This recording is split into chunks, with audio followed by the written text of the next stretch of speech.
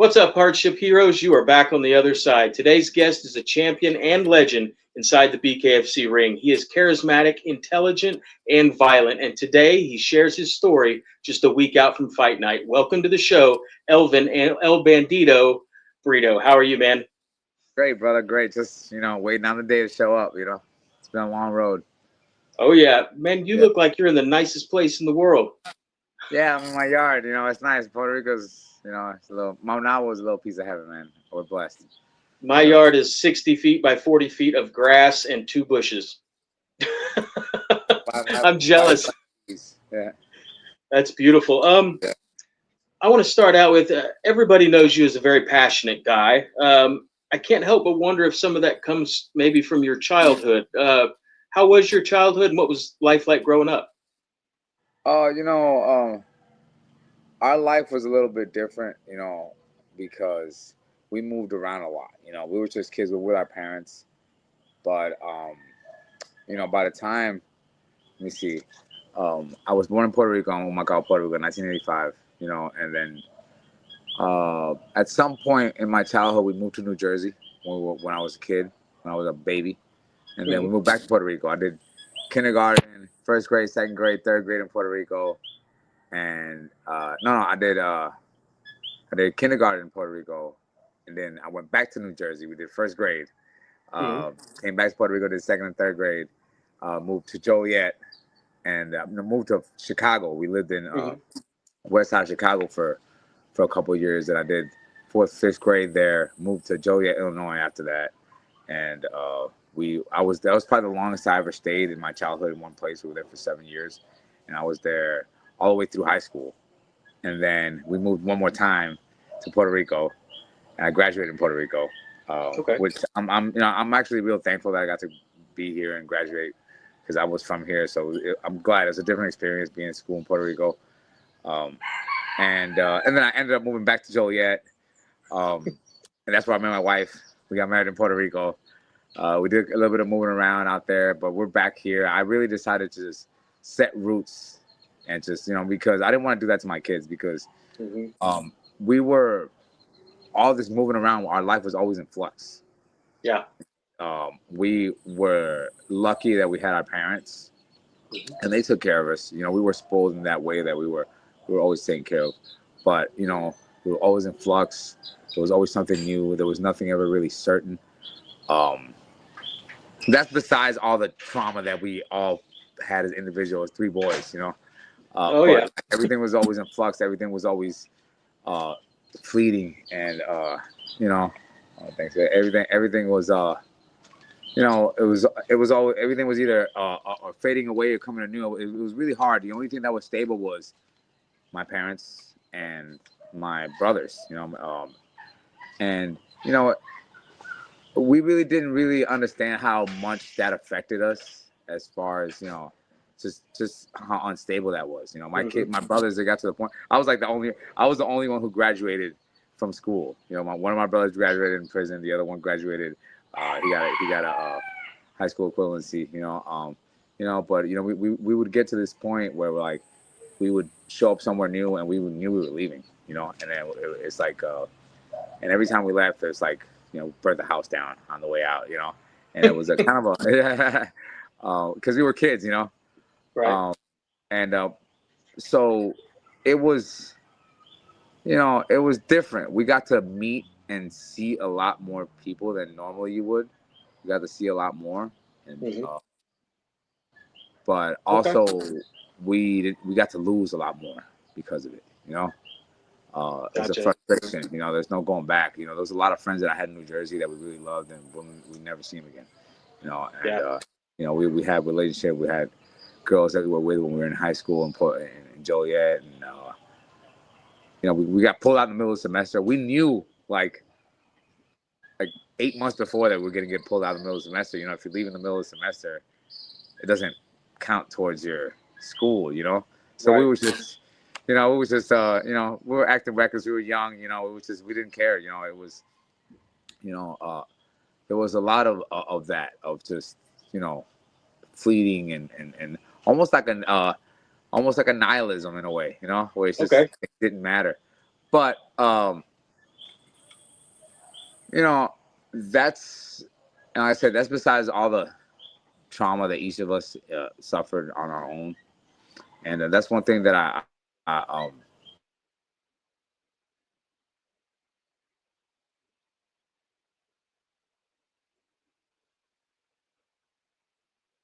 you hear me? But that's one There you are. thing with fighting, especially with BKFC people, like all the champions, like, you know, we could have been hoodlums, we could have been, you know, we could have had a lot of, you know, we could have been, we could have been victims, you know, Hmm. and we chose to rise above. You know, all these guys always have a I love story, that. and they chose to conquer, you know. But it's really hard to, you know, to walk through hell to get the Hmm. belt when you've never been there before, you know. And Yeah. some of these guys, some of us, it's like, you know, that's the old neighborhood, you know, going back, you know. And I know a lot of these champions. I mean, we've all been through a lot. You know, that's what makes us Mhm. strong. And Yeah. you know, you always think you got it bad. You know, there's always somebody that got it way worse than you. You know, so it's a Oh yeah. balance. How always, it's just like you have to learn how to be thankful. But yeah, one thing about, you know, having a youth like that where everything was always in flux is that it was a, we get to I got to be a little bit more explored. You know, we learned to lose earlier. We went through a lot more existential crises at a lot earlier age. You know, when I was in my 20s, and you know, my friends were going through stuff that we went through when we were kids. You know, because Hmm. we were kind of advanced, psychologically advanced like that, and hardened uh, Right. through all the loss and through all the trauma and through all the things. But you know, a lot of people, they keep going under like just sheer will and ignorance, you know. But they're like the when you're handed knowledge and wisdom and understanding, um, you almost have to choose to do the wrong thing, you know. Right. I've been lucky that I've been blessed with, you know, and I to learn to appreciate all the things that made us the people that we are, because even though we, you know, experienced a lot of loss and we did have some things that would break people happen to us as children, that's what makes us able to stand Hmm. where nobody else would stand. You know, we stand so comfortable. I don't know if you ever seen me fight, but we're really comfortable where a lot of people, you Hmm. know, it's just they're just trying to survive. You know, Right. um, but yeah,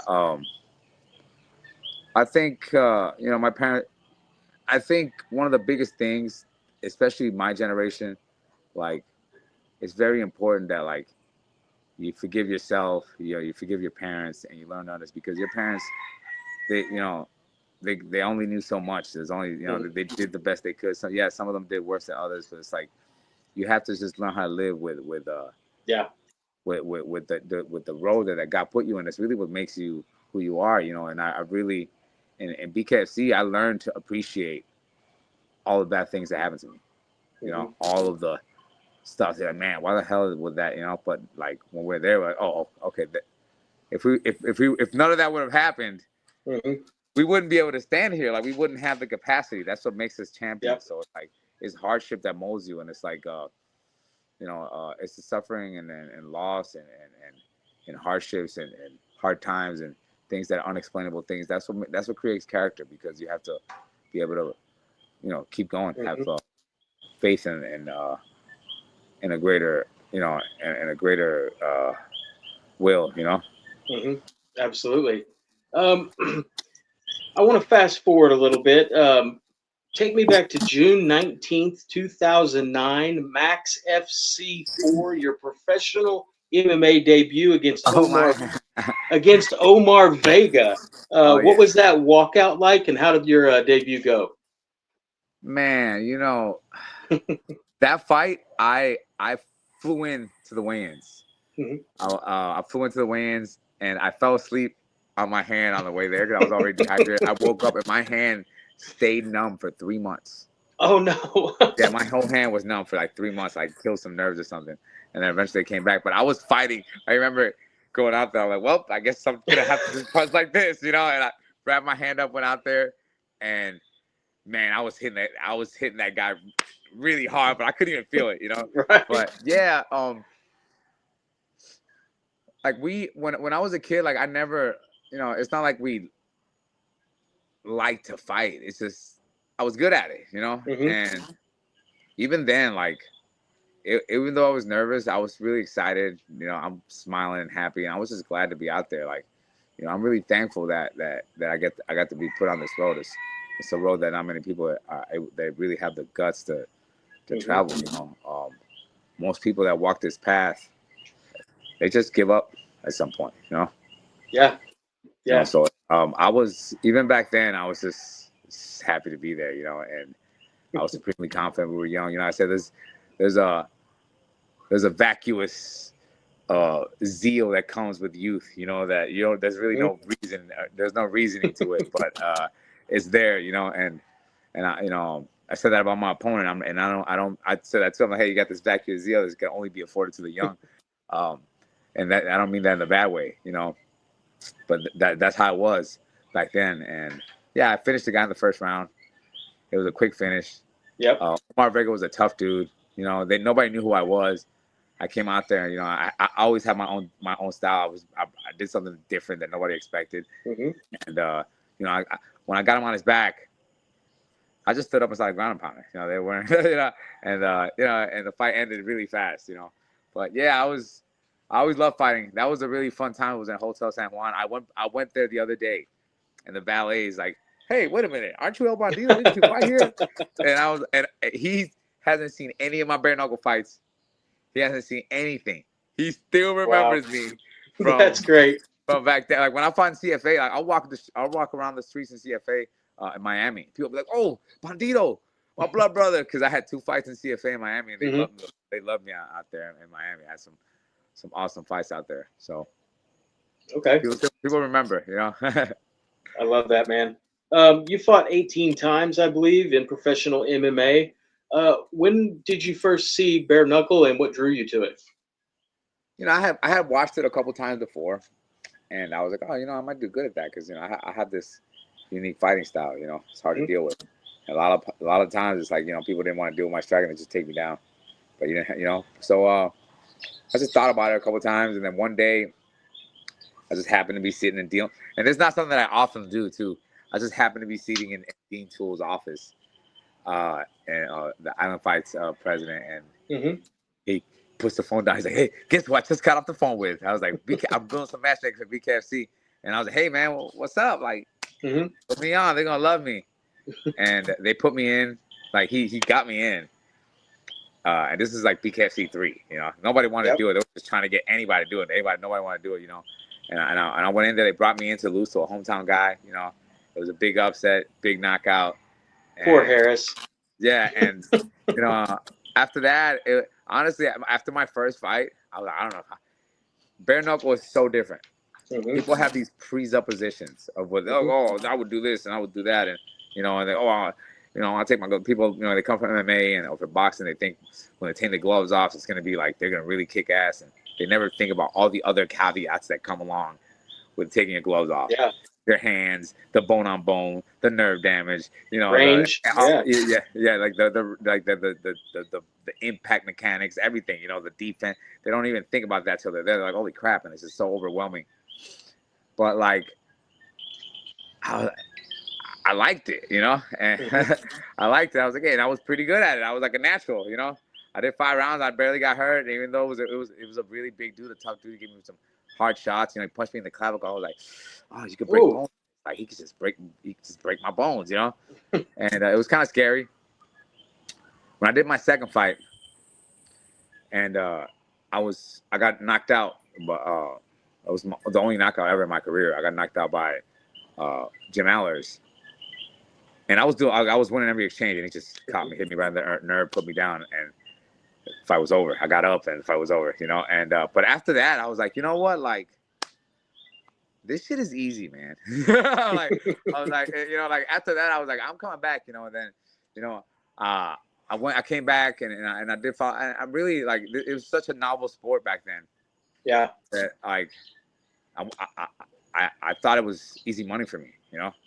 I went out there. and I fought Palomino on my third fight. It was easy money, I lost the decision, but like I was just messing around, But then after that, my fighter's pride started to kick in, and like just the money just wasn't enough, And then that's I went on a title run after that, and I really just developed a passion for the sport that I really didn't even expect. It's unprecedented. At first, it was like a new girlfriend. You know what I'm saying? It was like, but like after that, like once it had settled down, I did develop a passion for it. A lot of it has to do with the people, like the fighters. Just me. I've been able to have. I've been blessed out here in Puerto Rico. I've had a lot of people come out here and train with me and work with me and make a difference for me. The jungle camp, the champ camp for my title fight was just like, it was a legendary camp. It was amazing. We had all champions out here working for months, and just the individual struggle of all the fighters. You have to respect, and then the convergence of egos and spirits and direction, it really lit up a fire in me. I felt like this is where I need to be. Like, this is the place that I need to be. Like, I need to be here because I needed to be me here because there's nobody else like me. Just like nobody else fights like me. That's how I am. So speaking of you being you, you won the title. How special is it to you? How high up on the mantle do you put the title of being the first Puerto Rican fighter in the BKFC and the first Puerto Rican champion in the BKFC? It was awesome. We really didn't think about that at the time. It wasn't until after we won that we were like, oh yeah, we made history. I'm like, oh yeah, we did. But like for me at the time, it was just the thrill of the fight and like the competitive spirit, and then not only that, but just the amount of effort, spiritual effort that took to get to that point. Yeah. And like that was the just getting to there. Was a big deal for me. And once we won, it was just like, well, we're the champions, we're the champions now. But and obviously, it was a great accomplishment. It's something that can never be taken away from me, Yeah. And I do plan, like I said, I'm the first Puerto Rican fighter, first Puerto Rican champ ever, and I don't plan on being done making history. Now that I'm fighting in a new weight, I plan on going for another title run. And I have the capacity. I've been here for years. I'm one of the few guys that've been here for a long time, but I have the capacity to keep fighting because of the way that I am and the way that I fight and the way that I employ my fighting. I have the capacity to stop me. Nobody could tell me when I'm done. Nobody could tell me I'm too old. It's not MMA or anything like that. There's guys that are more successful than me that paved the way. A lot of people don't know. Like they don't think about this. Like Palomino, Lorenzo, Britain, Christine, they're all older than me,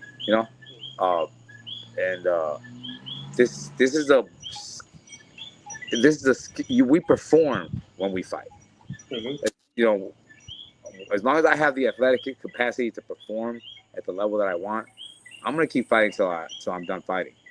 I plan on fighting as long as I can, and I'm not done. And honestly, if I keep doing the way I've been doing, I haven't slowed down. If I keep going at the speed that I'm going, I'm going for that belt. That's a real thing. And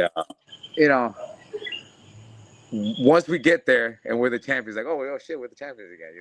Then we'll think about it after that. But right now, like I said, it's just the drive, and we've been here for a long time. There's been a lot of ups and downs. I get a lot of love from everybody, but like we want our effort to pay out. Like we don't want to leave and then somebody else gets the money that we should be getting. We help build this sport. We help build a lot of even of the way of making what the sport is, and we've made a huge difference in a lot of the fight circles, and we want to get what we deserve. And I'm gonna show up next week to prove to these guys that like, hell yeah, damn, they think like these kids that this guy's good, and they're tough guys that come on a winning streak is impressive, but like they don't understand like we're just not the same. We're on different parts of our career, and he's still like all the work and all the sacrifice You know, it's all paying off now. You know what I'm saying? Yep. He's still in the beginning. Now he's still in the work and sacrifice phase. You know, and it'll pay off one day, but not next week. Right on. I do want to talk about the Ramiro fight a little bit, but Yeah. before we do that, I shared with you a little bit previously in our conversation on Instagram that the reason I do these interviews is to hopefully inspire people who are struggling right now, who are going to watch this. We've talked about some of your highs. In whatever way is most comfortable for you, it can be whatever situation you want in your life. If you would, could you maybe share a moment in your career or life where you felt broken, or like maybe this is rock bottom? What that moment was and how you came out of it on the other side? Honestly, in my fight career, probably like the worst time ever was, you know, I was in Florida, and we were already losing like pretty controversial decisions at the time when we were in island fights. A lot of Hmm. controversial losses towards the end of my career. You know, they kind of buried me in Florida. You know, I was the number one Puerto Rican fighter. I was the number one in the Caribbean. I Hmm. was 7-0 at my peak. You know, and um, you know, when we were in CFA, me and Palomino was the only ones that didn't go into the big show. You know, like we got snubbed. You know, like there Hmm. was no reason for us not to be on there. But like, um, you know, we lost a lot of controversial losses. And then I remember there was one time when I had my second fight against what's his name? So one of the only few guys that's ever rematched me. I'm trying to remember his name. Um, but anyway, we had already gone through a lot of issues in my gym with my coaches, and you know we're all pulling in different directions, and we had decided to just my coach like I've always been like a dynamic fighter. You know, I have my own way of doing things. And Hmm. my coach is more by the book kind of guy. You know what I'm saying? So there was always a clash of things there. You know, and you know, so we had already had these things going on. But so when we did this fight, we had all the people like, you know what, we're gonna let Elvin do it. We're gonna do it Elvin's way. And we did the fight, and it was a perfect execution. Like the guy was all beat up and bloody at the end of the fight. You know, I mean, I didn't get to finish him. He was a really tough dude. So I'm trying to remember his name. I could look up his name real quick. I'm trying to remember the guy's name. It's real important. Um, I can't Jacob Kilburn. remember either. Jacob Kilburn. Jacob Okay. Kilburn. Yeah, Jacob Kilburn's a tough guy. He made it in the UFC and everything. But like, you know, when the fight was over, you know, all my corners, they're all clapping. Like, yeah, we were all happy we did, you know, and go to the thing, and we get a split decision loss or something. Something happened, and then, you know, it was the crowd went crazy. I went nuts. I, you know, cursed on the judges, spit on the judges and everything like that. And then it was a really, yeah, it that sucked on its own. But then, you know, one of my friends, the reason I was in Florida is because we were building a company out there, a battery company, and my Okay. friend, he was a close friend of mine. That I met through fighting. He's the reason I was out there in Florida, and his daughter died in a house fire that same day. Oh. Now you can imagine, like, and it's really not to obfuscate, like, because I could only imagine the problems that they were having. You know what I'm saying? Like, I could never compare to the pain of the loss that they were having. You Yeah. know, but these are close personal friends of mine that were there. It's all happened the same night. You know, and it was just like it was just too much. You know, it was just too much bad shit. You know, like Yeah. shit that's beyond your control. You know, like Hmm. it's too much calamity. You know, because we should have won that fight. You know, and you know, it was a young teenage daughter. She should have lived. She shouldn't have died in a fire like that. She ended up dying in a house fire. It was really tragic for the whole family. Generational scars. You know, I know because my wife, her uncle, when they were kids, her uncle died in a fire. You know, and Man. that causes you know, like that causes generational trauma. You know, Yeah. that's something that extends through the generation. It doesn't just go away. You know, but like So I would never want to, like, it's not, but it was, it's just me losing was enough. But on top of that, everything was going the wrong way, and it was like really the worst time I ever had. It was depressing. There was no, and all the effort and all the work that we put in, it was like, it didn't matter. Hmm. It's like beyond your power. So it was really, really hard to deal with. It was really, really, really tough time. Um, and it's funny because this is the thing. No matter how bad things are, right? No matter how bad things ever get, we're always blessed, right? Hmm. But it's hard to see it. You always remember the bad things, right? Right. And it was a really, really hard, stressful time for me. And I'm actually blessed because I've been married for 18 years, and my wife always struggled to have kids, and I remember it was a really hard time. I was dealing with a lot of, just like I said, that was really hard for me to get out of. Hmm. It was just too much, at the same time, where it would, start breaking character. I start going off on people. I start not being the happy person that I was, if I'm going in a dark place, and there's really nothing you can do about it. A lot of people, it's hard to understand people when they're clinically depressed. But it's like Hmm. when people are clinically depressed, they're so depressed. They're depressed about being depressed. Hmm. There's like nothing makes them happy. Like nothing can make Yeah. you happy. And that makes you unhappy. It's really hard because it's almost like a cycle. Hmm. But I remember, so my wife gets pregnant, like just randomly gets pregnant, and the day she got that we found out on Valentine's Day. But the day we found out, you know, I really felt foolish because there's no reason to be upset. You know, Right. there's like yes, we've had all this calamity, and yes, we've had a lot of misfortune. Yes, we've had a lot of things, not go our way. But we we're blessed. Like we have family, we have friends, we're always taken care of. We always get the we always get the best portions. We always get treated for what we are, for the value that we have.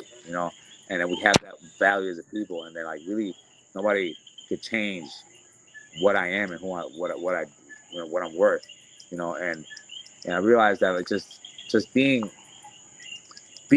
in that mind state, being in a negative mind state doesn't really help. It actually adds to the problem. Hmm.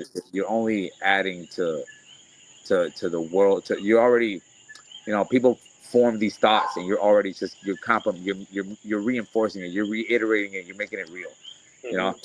Um, so, and the world is a beautiful place, and there's plenty of things to thank for. And that's one thing that I learned is that, man, somebody always got it worse. And Yeah. it's not to say, oh, that guy's got it worse than me. I'm like, no, it's like, bro, like you should be thankful. Hmm. Somebody's always got it worse, And Yeah. I had a friend of mine that he's been having a lot of problems at home, and he's like, but I think I'm gonna go to rehab, And he went and checked himself in, and he's seen all them guys in there, and the doctor's like, you probably this place probably isn't for you, bro. And he realized that, bro, he got it easy. Hmm. He's got it a lot. Some of these guys got nothing, Yeah. nobody, nowhere to run. Like well, you should be happy. Like there's always something to be thankful for. And then, so that's one thing uh, that I always tell people. Hey, man, there's always something to be thankful for. There's always something to fight Hmm. for. There's always something to fight for. Honestly, and if you're not fighting, if you're not struggling, you're not living, man. That's Yeah. not life. There's Yeah. nothing worse than a pampered life. There's nothing worse than a pampered life. And I'm not rich. Sometimes I live comfortable. Sometimes it's a fight. It's a fighter's life. It goes up and down. But like there's people they're rich Hmm. and pampered. They're like, oh man, I wish I could be like you. And I'm like, you're rich. You know, but like your life has no meaning. Your life has value. You Yeah. know, and not all of us have the same value. So it's Right. like I always tell people like, don't forget the value that you have as a person. Hmm. Because you are worth something. You do have a worth. and your worth changes like depending on where you at and on your state and where you're at. Mhm. Sometimes you just got to clean up a little bit, or sometimes you just have to a change of venue. Yeah. But everybody does have a worth and having a purpose, and that's really how it's felt when I this whole time I've been in BKFC. Like despite we've had a lot of controversial losses in BKFC too. Despite all that, and despite all the setbacks, and we had a lot of delays. We've I look back and there was a lot of times that I'm like, well, I'm glad I'm me and I was there because somebody had to be there, and I'm just Right. glad it was me. You know what I'm saying? And that because you do have that worth as a person. So I understand that we do make a difference. Everybody makes a difference. Mhm. And you'd be surprised, like people actually. One of the biggest things that people have is that one of the biggest issues that people have. That's one thing when I went to Russia, right? I went to the metro. It was beautiful. Mhm. It was awesome, and it was like pristine everywhere we went. Everybody was real orderly. It was real nice. But when I came back to New Jersey, which was New York, and I went into Metro, it was hard. I almost cried because the problem isn't like the government sucks, but it's not the government. The problem is like people, like the sins of the father. People live like their life. Like this is the consequences of people living their life like it has no value or no meaning. Yeah. Their kids and their kids pay for it. And Mhm. so that it's like realizing the responsibility that you have as an individual and the power that you have that people give away their power because they don't want to believe that they have that kind of power. But like to like really take the power that you have as a person and shine a light on the world, and make the world a better place. It's one of the best It's a great answers to that task. question I I've love ever doing. heard. Let me give me 1 second. I'm gonna plug in. Sure.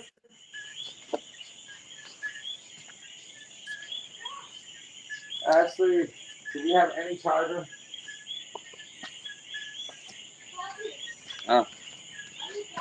Not yet. Over Yeah. halfway. We're almost. Let me get before my phone dies. I apologize. It's been such a long day. No, you're Quiet. okay. You don't have to apologize. Yeah, it's um, but yeah, like that's one thing. You gotta cut this later, right? I guess if it's okay if I switch to the car, You, and that's yeah, fine. whatever's comfortable for you. It doesn't matter to me where you sit. Yeah, no, and then that's the one thing like that I want to move with a purpose. It's Hmm. real important for me. So Absolutely. that's what I've been doing. You know, Okay. um, and sometimes it's easy to forget. Or it's easy to forget that you Hmm. know you should be up and at it on your feet every time you hit the feet hit the ground. You have Hmm. somewhere to go. That's a great answer. Let's talk about next Saturday, Denver, Colorado. You versus Ramiro Figueroa. Um, how do you view him as an opponent, and how are you preparing for the altitude? um, Ramiro, he's a tough kid. He's a tough kid. He moves fast. He's actually on a he's on a roll. He's got. I was supposed to fight in November, and he fought in November. He fought in December. He fought. He got three fights since I was supposed to fight in November. So he's been on a roll, and it's so he's running and gunning to win. Um, as far as the altitude, like I'm I train really hard. I've been up there in the altitude. I understand the altitude. Doesn't worry about it too much. I don't worry about getting tired because even if I get tired, it's not gonna matter. We train Right. we train for all of that. And if I get tired, I doubt that I'll get tired. But if I do, I'm still gonna be fighting. It's not gonna matter. But this kid, they have a misconstrued notion of me. They don't really know me. As these guys are new, and they come from a boxing background.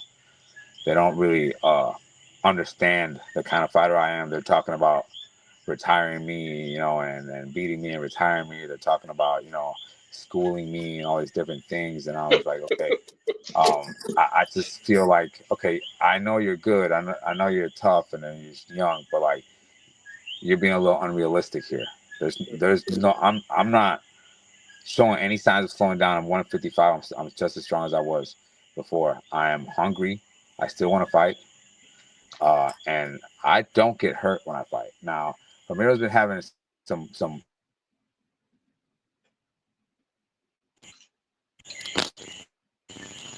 Ramiro's been having some.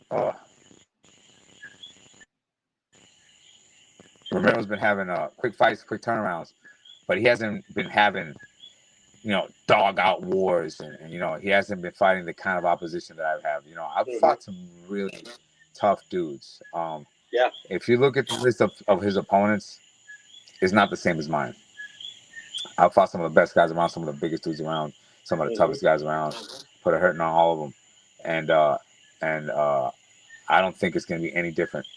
I think that my plan is to come in here and work and perform and make a performance like only I could do it, and I'm gonna make it look good, and I'm gonna make sure that if he survives to the decision somehow, that it's gonna be undeniable. But like I'm always fighting against the judges, so I don't wanna go to decision. Obviously, I'm fighting. Don't leave it to them. No, I'm fighting to finish. Now this guy's tough, but I expect something to give at some point, and unless he's running and he's trying to disengage from the fight, we're gonna fight. We're fighting it out, and one of us is gonna go down till the fight's over. It's gonna be you. Okay. What's the first thing that you're going to think about when your hand is raised? Man, honestly, I don't even think that far. Like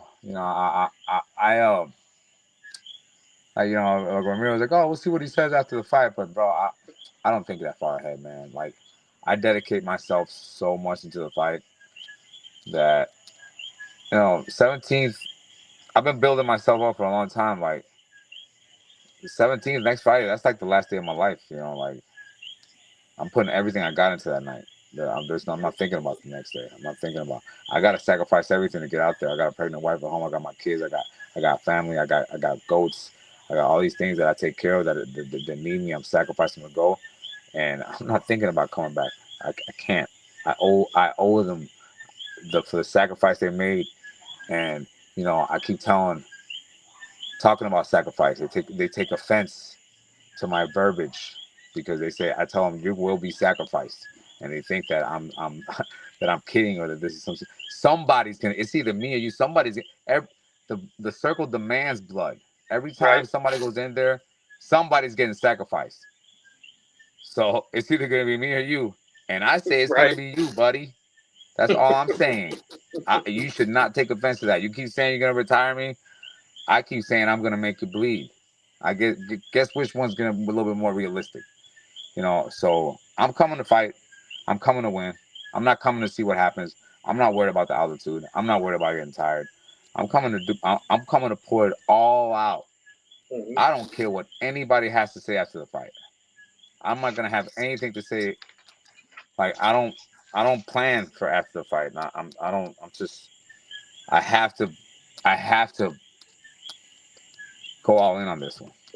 This is I have to show these guys that I'm not another guy. Oh yeah. Only one. One Bandido. Yeah. I'm to the last segment of the interview, presented by HKA USA, the crowned royalty in custom combat sports gear. These questions are designed to help the viewers get to know you, your likes, dislikes, make you more relatable to the redneck from Arkansas or the guy working at the grocery store, the UPS driver, that kind of thing. Are you ready? Yeah. The lighting okay? It's not too bad, right? You're a little dark, but I did 45 minutes with Melvin Gillard in pitch black, so this is great. I can still see your shirt, see your face. What do you like better? And I may mispronounce these: pernil or mofongo? Oh, pernil, 100%. Well made. There we go. Sure.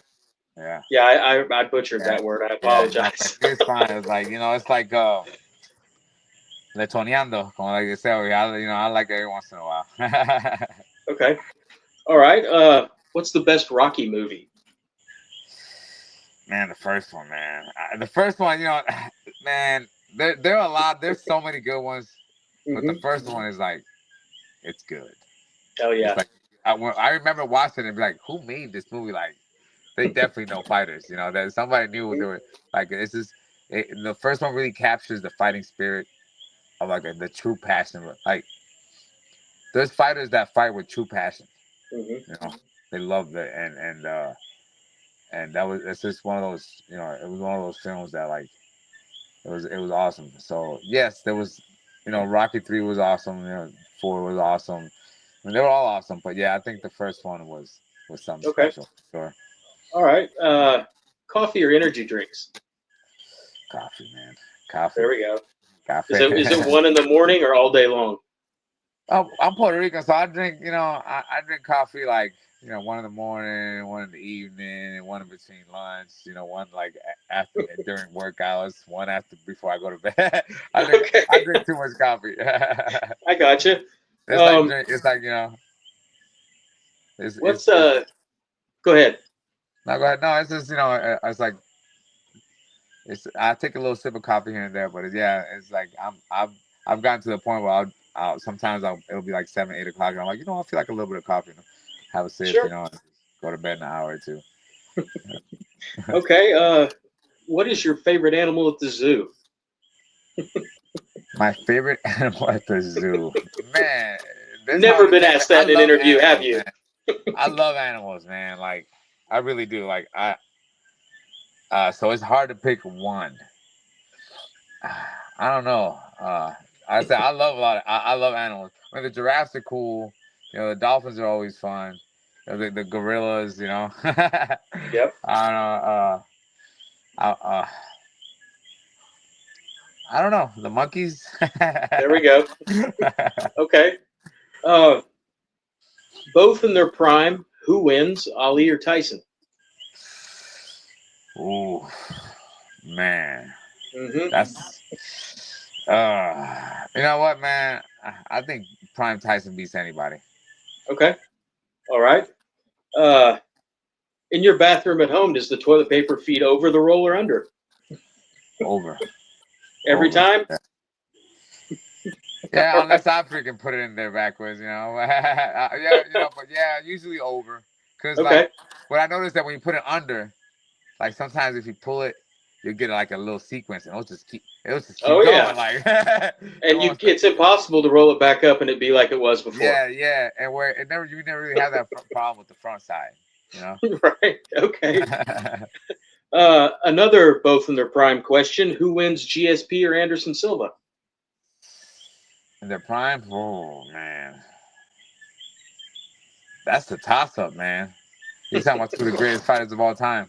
Mm-hmm. I mean, I would love for GSP to win that one. I would love for Silva to win. I say Silva. Okay.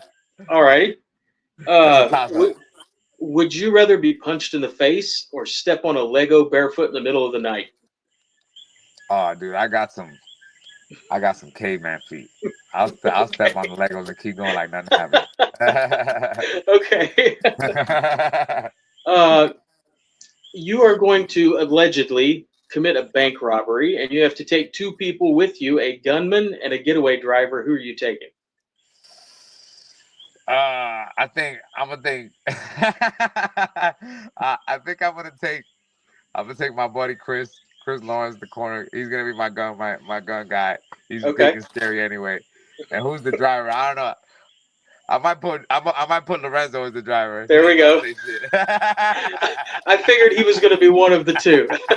Absolutely, I love I'm not that. gonna have to be the gunman because Lorenzo don't like to hurt people. He don't like he like to hurt people, but like he ain't trying to kill nobody. Right. He just want to bring them close as he can. He don't want to actually take them past. I don't need he's too nice. I need somebody a little bit more, more lethal in there. Okay.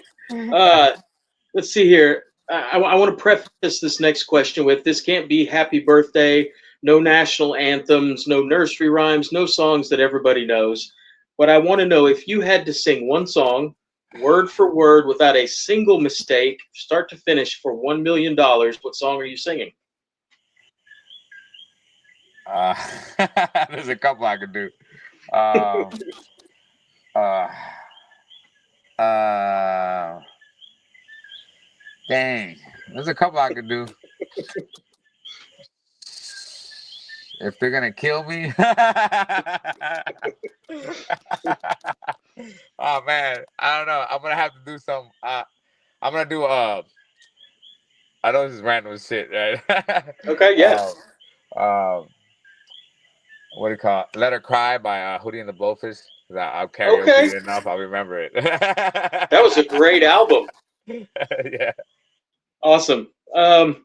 Who inspires you, Elvin?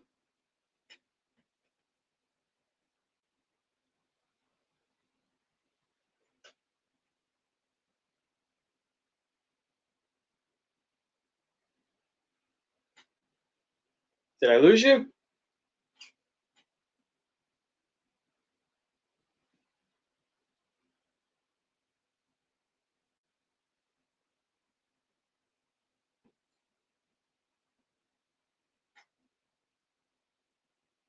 Hmm.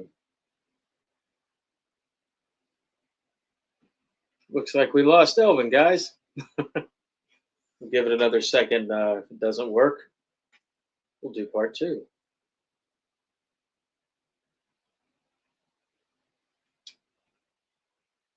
We'll be right back.